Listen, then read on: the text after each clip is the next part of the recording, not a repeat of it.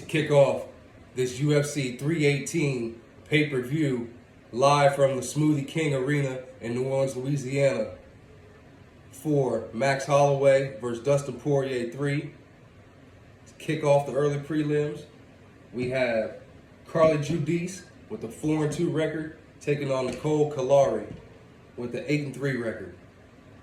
Carli Judice is a minus 350 favorite. Nicole Caliari is the plus 270 underdog. In this one, I favor Carli Judice to win the fight, money line, as a straight up who wins the fight pick, Carli Judice. Alternative plays, if you don't like to bet on a minus 350 favorite, I like Nicole Caliari plus 3.5 points. I do think that it will be a close fight. I do think that Nicole Caliari can get one round.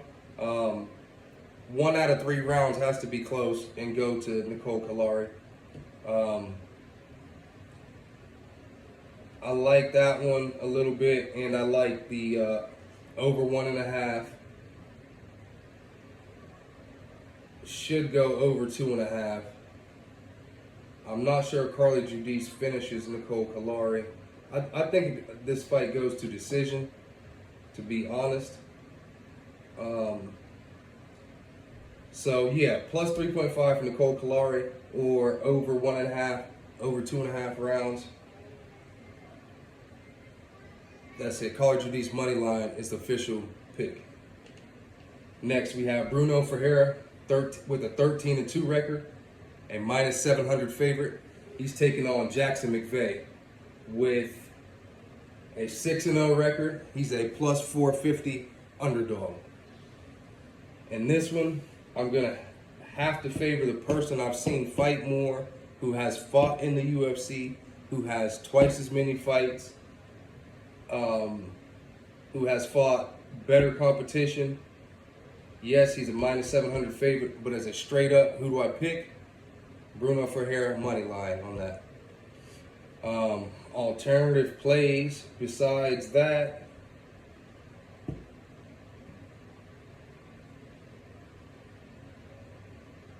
fight to not go the distance, kind of like that one. Some people like Jackson McVeigh as an underdog.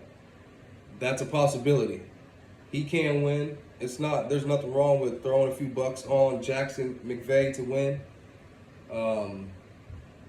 I just think as a straight up pick, Bruno Ferreira wins this one. So that's the only pick that I have or suggestion that I have for that fight. Next, we have Ryan Spann with a 22-11 record, a minus 225 favorite. He's taking on Lucas Bresky with a 9-6 record and 1 tie, or no contest.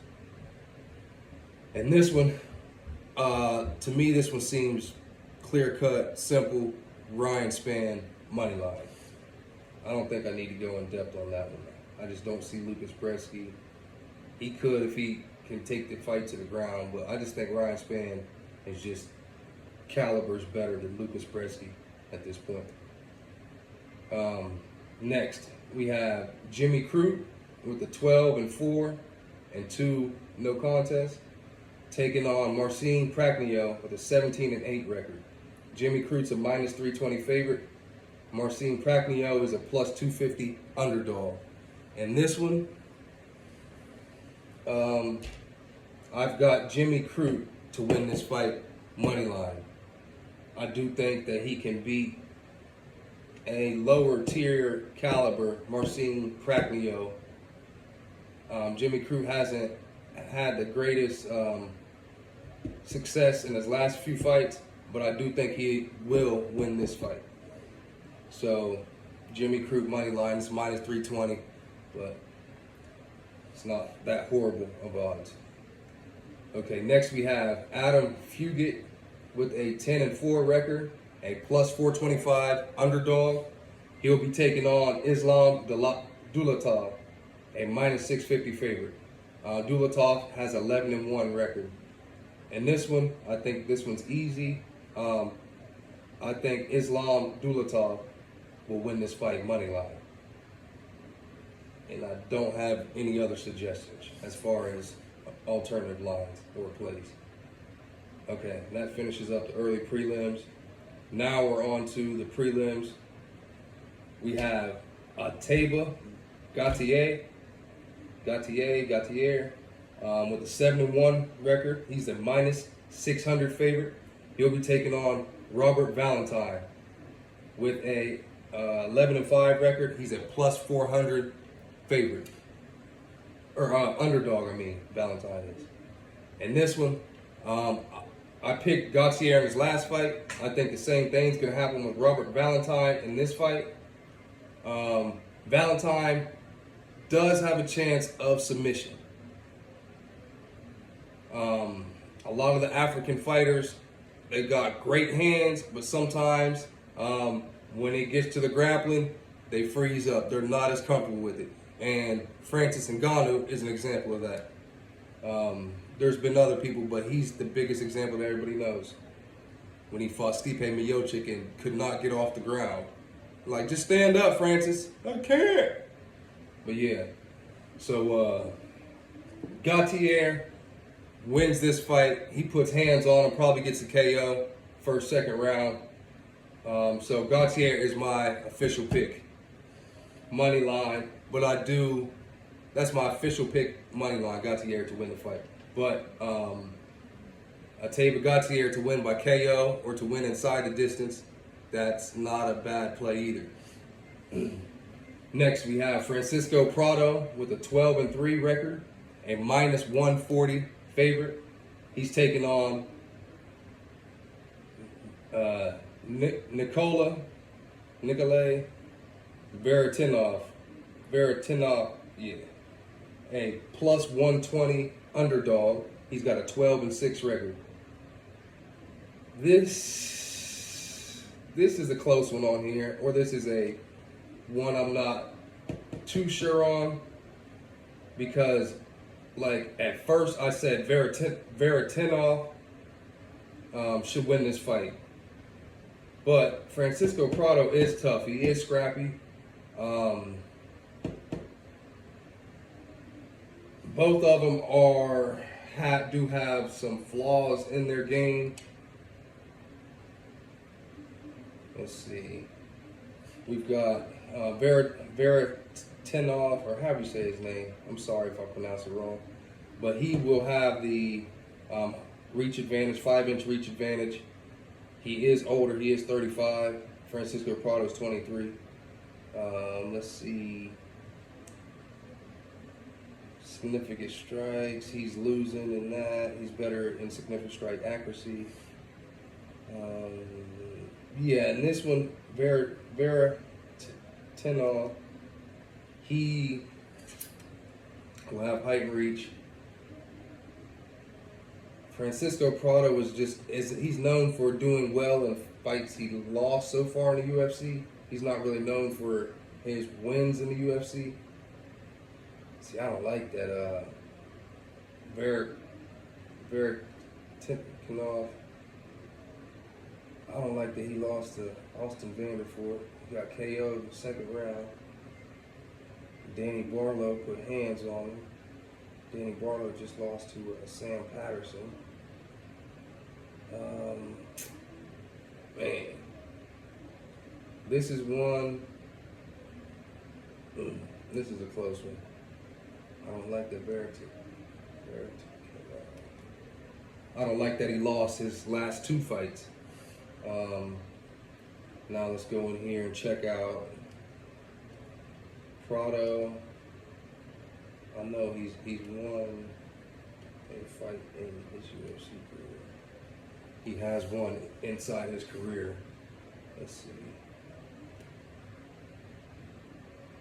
Yeah, he beat Ottman Azatar, KO.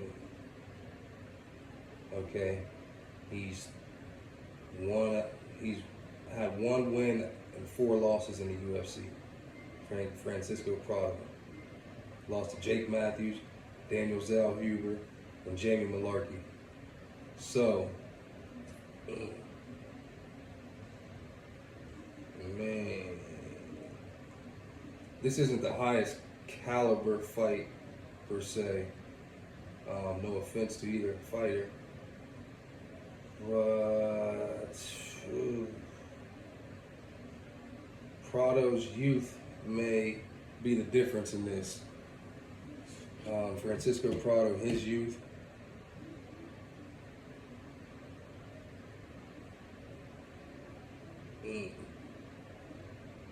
I'm gonna say that over 1.5 rounds is a good play. And I will also say, as a straight up pick, official pick for a fighter, I'm gonna go with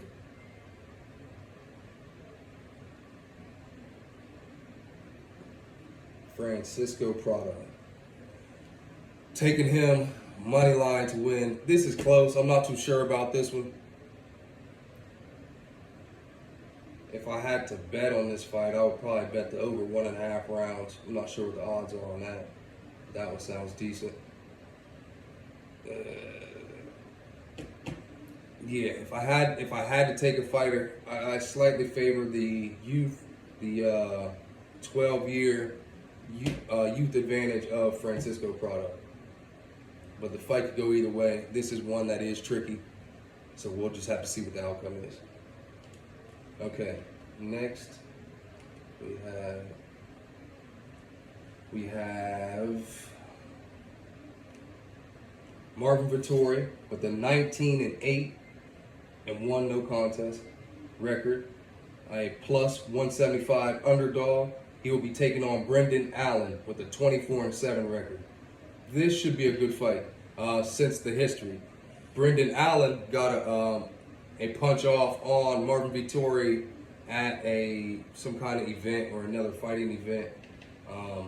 So there's bad blood between the two. We know Marvin Vettori wants to get some get back for that. Excuse me. Brendan Allen has looked good in his last fights. Vettori, he's looked good in his last fight. Vettori always looks good. I think Vettori's fought better competition in his last fights because Vettori was more established when Brendan Allen was coming up through the ranks, coming off the Contender Series. Yes, Marvin Vettori, he's lost his last fight to Roman Dolidze. The fight before that to Jared Cannonier. Unanimous decision. He beat Roman Dolidze before that, unanimous decision. He lost the fight before that one to Robert Whitaker, unanimous decision. He beat Paulo Costa by unanimous decision. So the one statistic that pops out is that Vettori goes to decision. Unanimous decision, whether it's a win or a loss, in his last 5 fights at least. So the over in the rounds is probably good because Marvin Vettori's tough. Brendan Allen's tough. They're both skilled, but I think they can stop the attacks of each other. Brendan Allen's probably going to want to take it to the ground and try to get a submission off. He is well-rounded. He can strike. Brendan Allen, he can strike. He can grapple. He can wrestle. Brendan Allen is the more well-rounded fighter. I think I can say that. Marvin Vettori is better at pace, pressure, toughness, and grit. I don't know if I can say Marvin Vettori is more skilled of a fighter. It's kind of close. Brendan Allen may be more technical just because jiu-jitsu and striking abilities. Vettori can strike, but it's mostly punches. It's mostly so I kind of slightly favor Brendan Allen in the overall advantage and the overall abilities. However, Marvin Vettori's fought better competition. He's fought contenders. He's fought top people in the rankings all of his last fights. Brendan Allen, his best opponent, I think, in his last 5 fights was Chris Curtis or actually Imanov. Nasruddin Imanov is actually the best opponent he's fought in his last 5 fights. Imanov, then Chris Curtis, then Fluffy Hernandez, then who's that? Bruno Silva, and then Paul Craig. So he's won. Brendan Allen subbed Paul Craig and Bruno Silva. So he lost his last 2 fights by unanimous decision. So I would have to think this fight goes to decision or goes into the 3rd round. So a good play is over 1.5 rounds, over 2.5 rounds.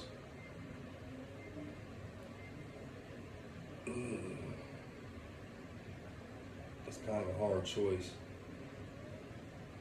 Vettori has got a little bit more of a desire to win since the tragedy happened with his brother in the fire. I think I'm going to go with Vettori on this one. My official play is Marvin Vettori plus the points, plus 3.5 points. To pick a fighter, if I have to pick a fighter, I would probably go. I just think Vettori pulls it off in this one. Brendan Allen's in Louisiana. He's in his state. My official play is Marvin Vettori plus 3.5 points. Brendan Allen may pull it off in Louisiana, his home state. And I think he's a little bit more well-rounded. Vettori's just fought better competition. He's been in there with better fighters. Vettori wants to get some get back. That's my official play, plus 3.5 points.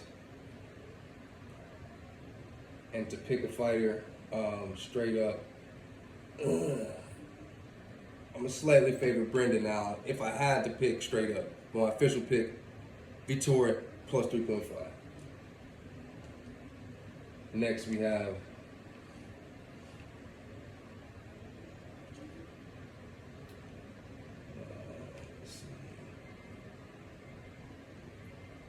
we've got Kyler Phillips with a 12-3 record, a plus 130 underdog, taking on Vinicius Oliveira with a 22-3 record. He's a minus 155 favorite. In this one, I favor Vinicius Oliveira to win this fight, money line. If you compare the records, Kyler Phillips 12-3, Vinicius Oliveira 22-3. 10 more wins to the good. I do think Vinicius Oliveira wins this fight. I don't think I need to explain anymore. It will be close, but Vinicius Oliveira will win. Next, we have Michael Johnson with a 24-19 record. He's taking on, he's a plus 425 underdog in this. He's taking on Daniel Zellhuber with a 15-2 record. He's a minus 650 underdog. Zellhuber is a minus 650 favorite. In this one, to win the fight straight up, Daniel Zellhuber. Probably wins inside the distance. My official pick is Daniel Zellhuber, money line. Yeah, money line on that. But a decent play is Daniel Zellhuber to win inside the distance. Next fight, we have Dan Ige with a 19-9 record, a minus 220 favorite. He's taking on Patricio Pitbull with a 36-8 record, and he's a plus 180 underdog. Pitbull is. In this one, I do think Dan Ige wins this fight. UFC versus Bellator, PFL, any of that other stuff, UFC fighters usually win over other fighters. It just happens pretty much every time. The last one, Patchy Mix, he comes over, gets washed. So, Patricio Pitbull's had a lot of fights. He's towards the downside of his career. Dan Ige is tough. Pitbull does have a chance in this. So Pitbull plus 3.5 points is not a bad play. But in this one, I like Dan Ige money line. That's my official pick. But Pitbull plus 3.5, that's whatever one you like better. All right, next we have Kevin Holland, 28-13, a minus 475 favorite. He's taking on Daniel D-Rod Rodriguez with a 19-5 record. He will be the plus 340 underdog. In this one, I favor Kevin Holland to win this fight. Kevin Holland's been looking good in his last few fights. At welterweight, Kevin Holland is pretty good. D-Rod, I think, is a little stiff. Kevin Holland, I think he'll just move faster. He's more crafty. I think he'll find some kind of way to pull off this win. So Kevin Holland money line is my official play. Next, we have Paulo Costa with a 14-4 record, a plus 195 underdog. He's taking on Roman Kopylov with a 14-3 record. He's a minus 240 favorite. A lot of people like Roman Kopylov this week. I like Roman Kopylov as a fighter. I've taken him in fights previously. Kopylov hasn't fought the competition Paulo Costa has. Paulo Costa has been out. Hopefully he's been repairing his body, working on things, fixing some kinks in his armor. I don't see Kopylov knocking Paulo Costa out. Paulo Costa has fought Yoel Romero. Yoel Romero is a 220, 30-pound dude on a regular basis. Kopylov may walk around 200 pounds. Okay? Paulo Costa's fought bigger people. Paulo Costa is bigger, weighs more on a regular than Roman Kopylov. I believe, at least. I don't know. I haven't weighed him, on an average day. But in this one, I'm going with the underdog, Paulo Costa, to be safe, plus 3.5 points. I do think Paulo Costa is a good choice as an underdog this week. Paulo Costa has higher caliber experience in the UFC. Okay, Roman Kopylov's lost 3 fights, and he hasn't fought as good of competition as Paulo Costa. Paulo Costa's 14-4, Roman Kopylov's 14-3. Paulo Costa's lost to champions and contenders. Those are his only losses. This will be the toughest test for Roman Kopylov is Paulo Costa. And yeah, Paulo Costa has short, swole T-Rex arms, you know what I mean? But he can get there. He made it in there with Yoel Romero. He didn't get his head knocked off by Yoel Romero. So I don't think Roman Kopylov is going to hit harder or be more terrifying in the octagon to be in there with as Yoel Romero. Or Izzy. I mean, yeah, Izzy KO'd him, or TKO'd him. But Izzy's a much better striker than Roman Kopylov. Kopylov is good. I do like Kopylov. I do like to watch him fight. I have bet on him previously. But in this one, I'm going with Paulo Costa plus 3.5 points. That is my official play. And if I had to take a fighter heads up, I'm still rolling with the underdog in this, Paulo Costa. I think Paulo Costa gets it done. I think he squeaks a decision. I think he can land some big shots on Kopylov.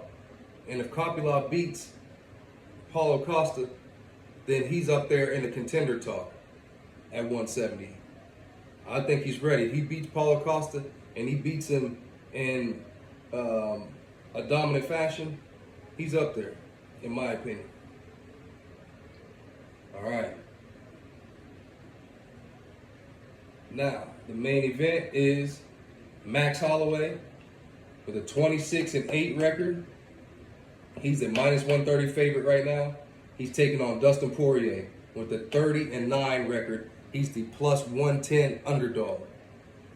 And this one, I'm going with the person the fight is set up for. His retirement fight, the person that has won this matchup since they've already fought twice previously, he's won both times. And I think he wins the third time. Max Holloway, his only key to path to victory is through striking. Dustin Poirier is going to take him down. They're going to grapple. Poirier is going to jump Gilly. Okay? Poirier may submit Max Holloway, may choke him out. He may win by decision. He could KO him. It could go any of those ways, but I do think strongly that Dustin Poirier wins this fight. So with the odds, Poirier being an underdog, this is, I think, the best underdog choice of this card. It's the main event, but Dustin Poirier money line is my official pick on the main event, and Poirier is my official underdog choice this week. That's all I got for you. Sorry, I got to figure out that timestamp stuff. So if I don't have it, you got to bear with it until I figure that stuff out. But we should do well on this card. Let's see what happens. Hope everybody wins some money.